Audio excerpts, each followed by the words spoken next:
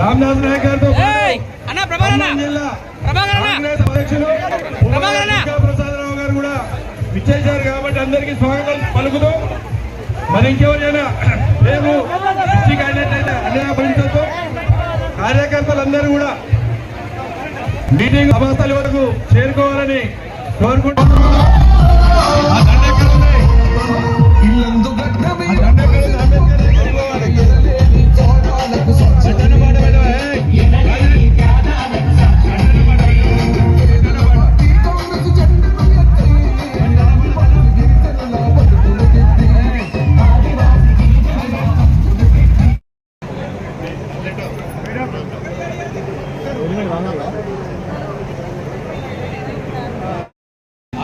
నిలబడ్డారు పైన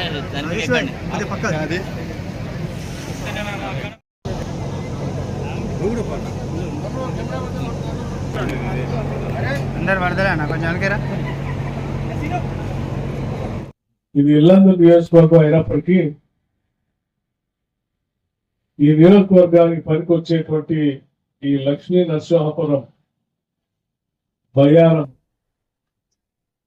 ఈ 33/11 kV సబ్ స్టేషన్ సంబంధించి స్థలం మాత్రం మహబూబాబాద్ నియోజకవర్గంలో ఉన్నటువంటి మురళీ నాయక్ గారి స్థలం. సరే, వారి స్థలాన్ని పెద్ద మనసుతో ఇచ్చారు. రాష్ట్ర ప్రభుత్వం స్థానిక శాసనసభ్యులు కోర కనకయ్య గారి అభ్యర్థన మేరకు ఈ సబ్ స్టేషన్ ఇక్కడ శాంక్షన్ చేయడం జరిగింది. ఇది ఒకటే కాదు, కోరం కనకయ్య గారు ఇల్లందు శాసనసభ నియోజకవర్గంలో ఉన్నటువంటి ప్రజానికం అందరికీ, రైతాంగ సోదరులు కానీ ఇతర వ్యాపార సంస్థలకు కానీ గృహ అవసరాలకు కానీ పనికొచ్చేటువంటి విద్యుత్ శక్తి ఎటువంటి లో వోల్టేజ్ లేకుండా, ఇబ్బంది లేకుండా ఉండేటట్టుగా ఈ నియోజకవర్గంలో సబ్ స్టేషన్లు కావాలని చెప్పి వారు ప్రత్యేకంగా మీ అందరి పక్షాన నా దగ్గరకు వచ్చి దరఖాస్తు ఇస్తే 4 సబ్ స్టేషన్లు ఈరోజు ఈ శాసనసభ నియోజకవర్గంలో శాంక్షన్ చేసుకున్నాం.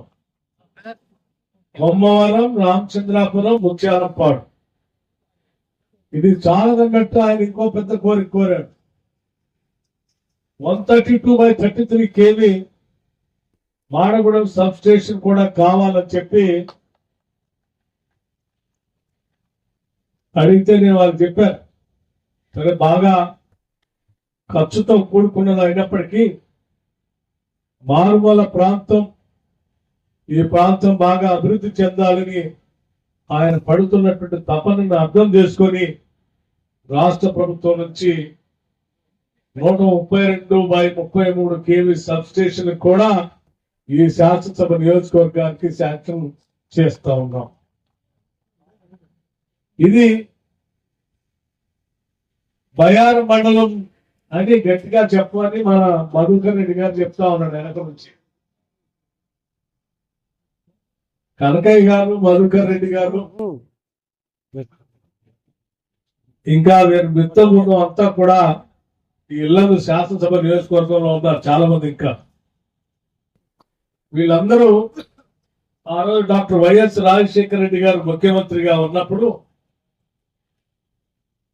నేను ఖమ్మం జిల్లా స్థానిక సంస్థల ప్రజా ప్రతినిధుల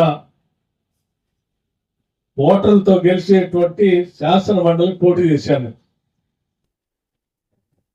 పోటీ చేసి నాకంటే ఎక్కువగా శ్రమపడి ఓటర్లందరితో మాట్లాడి ఆ ఓటర్లతో ఉండి పెద్ద ఎత్తున నేను గెలవటానికి పని చేసినటువంటి స్నేహితులు వీళ్ళంతా కుటుంబ సభ్యుల. నేను రాజకీయంగా చట్టసభలు పోవటానికి పనిచేసినటువంటి ముఖ్యమైన స్నేహితుల్లో వీళ్ళందరూ కూడా ఇల్లందు శాసనసభ నియోజకవర్గం నుంచి ఉన్నారు. అతని ముందు నుంచే అనేక సంవత్సరాలుగా కాంగ్రెస్ పార్టీ మూల సిద్ధాంతాలను నమ్మి ప్రజల కోసం పనిచేయాలనేటువంటి తపనతో పనిచేస్తున్నటువంటి నాయకులుగా ఎదిగినటువంటి వీళ్ళు 2009లో శాసనసభ ఎన్నికలు వచ్చే వరకు గౌరవ్ కనకయ్య గారికి ప్రత్యేకంగా రాజశేఖర రెడ్డి గారితో మాట్లాడి ఆ రోజు నాతో పాటు వారు కూడా ఇక్కడ శాసనసభకు పోటీ చేసి గెలిచేటువంటి కార్యక్రమాన్ని చేపట్టడం జరిగింది. 2014లో వారు నాతో పాటు శాసనసభలో గెలవటం జరిగింది. ఇటువంటి స్నేహితులు ఉన్నటువంటి శాసనసభ నియోజకవర్గాన్ని అభివృద్ధి చేయటం మనందరి బాధ్యతగా మేము ప్రత్యేకంగా భావిస్తా ఉన్నాం. అందుకే కనకయ్య గారు అడిగినటువంటి ప్రతి అభివృద్ధి కార్యక్రమాన్ని కూడా ఈ ఇల్లందు శాసనసభ నియోజకవర్గంలో సాధ్యమైనంత మేరకు అన్ని కార్యకలాపాలు చేస్తాం. వారి సమావేశం మీద కూర్చొని ఉంటే అలా కేవలం కథ ఒకటే కాదు, మా దగ్గర పేద మధ్యత కుటుంబాలకు సంబంధించిన అనేక మంది రైతాంగ సోదరులు వ్యవసాయ ఆధారితంగా జీవనం సాగిస్తా ఉన్నారు. తులారాం ప్రాజెక్టు కానీ బయ్యారం చెరువు గురించి కూడా మీరు ఆలోచన చేసి వాటిని పూర్తి చేయడం కోసం రాష్ట్ర ప్రభుత్వం నుంచి నిర్ణయం చేయాలి అని చెప్పి వారిని అందరి తరఫున వేదిక నుంచి అడుగుతా ఉంటే ఇప్పటిగా తప్పనిసరిగా వాటిపైన ఆలోచన చేద్దాం బ్రదర్ అని నేను వారికి చెప్పడం జరిగింది. మీ అందరికి కూడా ఇక్కడ నుంచి మాటిస్తా ఉన్నాం. రాష్ట్ర ప్రభుత్వం ఈ రాష్ట్ర ముఖ్యమంత్రి రేవంత్ రెడ్డి గారి నాయకత్వంలో యావత్ కేబినెట్ మొత్తం కూడా రాష్ట్ర ప్రజల సంక్షేమం కోసం, వాళ్ళ అవసరం కోసమే ఈ రాష్ట్ర బడ్జెట్ ని ఖర్చు పెట్టే కార్యక్రమంలో భాగంగా ముందుకు పోతా ఉన్నాం. వారి అవసరాలు ప్రాధాన్యతను దృష్టిలో పెట్టుకొని ఆ అవసరాలను తీర్చడం కోసమే ముందు ప్రయారిటీగా చేస్తున్నాం. ఈ శాసనసభ నియోజకవర్గంలో కూడా నీటిపారుదలకు సంబంధించినటువంటి బయ్యారం తులారం ప్రాజెక్టు కూడా ప్రజల అవసరాల కోసం ముందంజలో ఉంది కాబట్టి తప్పనిసరిగా వీటిపైన దృష్టి సారించి భవిష్యత్తులో వీటన్నింటినీ అందించడం కోసం ప్రయత్నం చేస్తామని చెప్పి మీ అందరికీ రాష్ట్ర ప్రభుత్వం తరఫున చెప్తా ఉన్నాను. అంతేకాదు మీ అందరికీ ఇంకొక విషయం కూడా చెప్పాలి. ఈనాడు పాలన చేస్తున్నటువంటి ప్రజాప్రభుత్వం ఇందిరమ్మ రాజ్యం ప్రజల ప్రభుత్వం. ఇది ప్రజల కోసమే నిత్యం ఆలోచన చేసేటువంటి ప్రభుత్వం. కనకయ్య గారితో మాట్లాడుతూ మా ప్రజా అవసరాల కోసం ఈ ప్రభుత్వం దృష్టి సారించి అనేక సంక్షేమ కార్యక్రమాలు మాకు చేస్తా ఉంది, ఇంకా చేయాలి అన్నప్పుడు నిజమే ఈ వెనుకబడినటువంటి ప్రాంతంలో అనేక మంది పేదవాళ్ళు, ఇల్లు లేనటువంటి పేదవాళ్ళు 10 సంవత్సరాల నుంచి ఇంటి కోసం తిరిగి తిరిగి తిరిగి అలసిపోయారు. అటువంటి వారి కోసం మనం ఇందిరమ్మ రాజ్యంలో ఇందిరమ్మ ఇల్లు ఇస్తామని ప్రతి ఇంటికి 5 లక్షల రూపాయల వరకు తగ్గకుండా శాంక్షన్ చేస్తామని చెప్పిన మాట ప్రకారం ఈ రోజు ఈ పేదల కోసం ప్రతి శాసనసభ నియోజకవర్గంలో కనీసం 3500 ఇళ్లకి తగ్గకుండా రాష్ట్ర వ్యాప్తంగా ఉన్నటువంటి ప్రతి శాసనసభ నియోజకవర్గంలో శాంక్షన్ చేసి ముందుకు పోతా ఉన్నాం. ఇటువంటి గిరిజన నియోజకవర్గాల్లో ఇంకా పేద వర్గాలు ఎక్కువ మంది ఉంటారు కాబట్టి అదనంగా ఇంకా కొన్ని ఇళ్లు కూడా శాంక్షన్ చేయాలనేటువంటి ఆలోచన రాష్ట్ర ప్రభుత్వం చేస్తుంది. 3500 ఇళ్లతో పాటు ఇంకా కొన్ని ఇళ్లు ఇచ్చేటువంటి కార్యక్రమాన్ని కూడా ఆలోచన చేస్తున్నామని చెప్పి మీ అందరికి సవినయంగా మనం చేస్తా ఉన్నాం. ఒక్కొక్క ఇల్లుకి 5 లక్షల రూపాయలు అంటే రాష్ట్ర వ్యాప్తంగా ఒక్కసారి ఆలోచన చేయండి. 4.5 లక్షల ఇళ్లు మొదటి సంవత్సరమే శాంక్షన్ చేస్తా ఉన్నాం. ఇంకొక 4.5 లక్షల ఇళ్లు వచ్చే సంవత్సరానికి కూడా ముందుగానే శాంక్షన్ చేయాలన్నటువంటి ఆలోచనలో ఉన్నాం. మొదటి సంవత్సరంలో శాంక్షన్ చేసే 4.5 లక్షల ఇళ్లకి 22,500 కోట్ల రూపాయలతో ఈ రాష్ట్ర ప్రభుత్వం పేదల ఇళ్ల కోసం ఖర్చు పెడుతుందని చెప్పి చాలా సంతోషంగా ధైర్యంగా కూడా చెప్పగలుగుతా ఉన్నాం. పేదల కోసం ఈ రాష్ట్ర ప్రభుత్వం 1 రూపాయి 2 రూపాయలు కాదు 22,500 కోట్ల రూపాయలు కేవలం ఇందిరమ్మ ఇళ్ల కోసమే ఖర్చు పెడుతున్నామని చెప్పి మీ అందరికి కూడా ఈ సందర్భంగా తెలియజేస్తాం.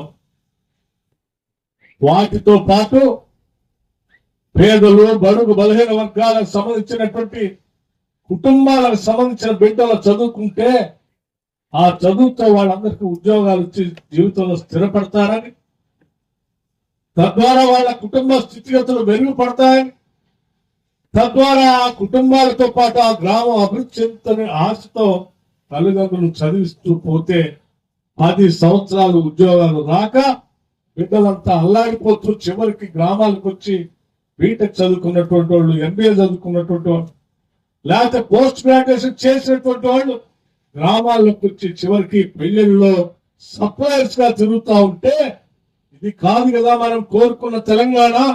చదువుకున్న ప్రతి బిడ్డకి ఏదో ఒక అవకాశం వచ్చేటట్టుగా చేయాలనేటువంటి ఆలోచనతో ఈ రాష్ట్ర ప్రభుత్వం అధికారంలోకి వచ్చిన రాగానే 57,000 మంది నిరుద్యోగ యువకులకి ఉద్యోగాలు, ప్రభుత్వ ఉద్యోగాల నియామక పత్రాలు అందించడమే కాకుండా వాళ్లతో పాటు ఇంకొక 30,000 ఉద్యోగాలు వాళ్ళకు వచ్చేటట్టుగా ఈ సంవత్సరమే ఆ కార్యక్రమం కూడా చేపడతా ఉన్నాం.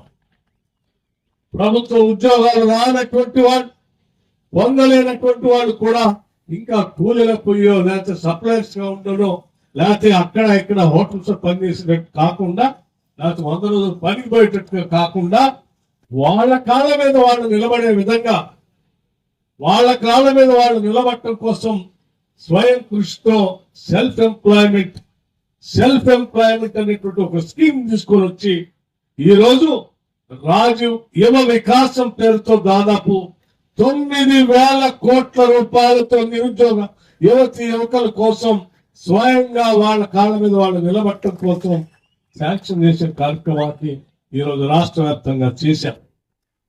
అందులో భాగంగా ఇళ్లను శాసనసభ నియోజకవర్గానికి కూడా దాదాపు ఒక 4,500 నుంచి 5,000 మంది నిరుద్యోగ యువకులకి సెల్ఫ్ ఎంప్లాయ్మెంట్ కింద శాంక్షన్ చేసుకునేటువంటి అవకాశం ఉంది.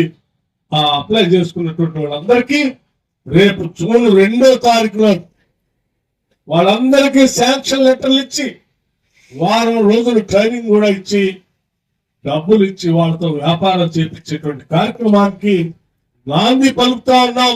అందుకే ఇది ప్రజల ప్రభుత్వం, పేదల ప్రభుత్వం అని కూడా నేను చాలా స్పష్టంగా చెప్తా ఉన్నాను.